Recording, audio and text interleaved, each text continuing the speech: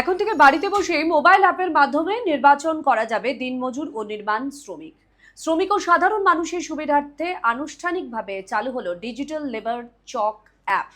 শুক্রবার রাজধানীর শ্রম ভবনে বোতাম টিপে এই অ্যাপের শুভ উদ্বোধন করেন শ্রমমন্ত্রী টিঙ্কু রায়।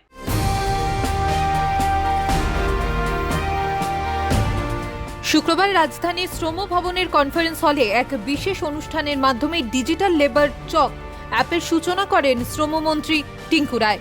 এই অ্যাপের মাধ্যমে নির্মাণ শ্রমিকদের দক্ষতা ও বিস্তারিত প্রোফাইল উল্লেখ থাকবে, যার ফলে সাধারণ মানুষ সহজেই প্রয়োজন অনুযায়ী অভিজ্ঞ শ্রমিক বেছে নিতে পারবেন।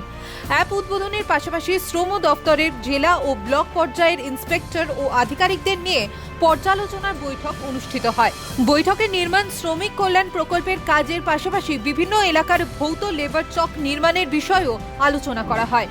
মন্ত্রী জানান, এই লেবার চকগুলি শ্রমিকদের বসার ব্যবস্থা, পানীয় জল ও শৌচাগারের বিশেষ ব্যবস্থা থাকবে। আজকের আমাদের যে এখানে বৈঠক, এই বৈঠকের মূল উদ্দেশ্য হচ্ছে দুটো। একটা হচ্ছে আমাদের শ্রম দপ্তরের যারা ইন্সপেক্টররা আছেন বিভিন্ন ব্লকে এবং আমাদের জেলা যারা আধিকারিকরা আছেন তাদেরকে নিয়ে আমাদের নির্মাণ শ্রমিক কল্যাণ প্রকল্পে তার একটা রিভিউ মিটিং।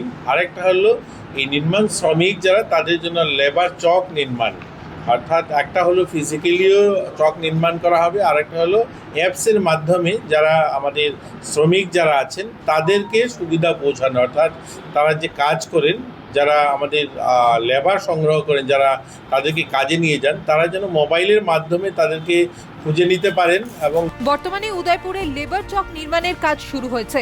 59 জেলায় স্থান নির্বাচন সম্পন্ন এবং আগরতলাতেও একাধিক লেবার চক গড়ে তোলা হবে বলে নিশ্চিত করেছেন শ্রমমন্ত্রী টিঙ্কু রায়। ত্রিপুরা থেকে দেবাশিস বসুর রিপোর্ট, সিএন ত্রিপুরা।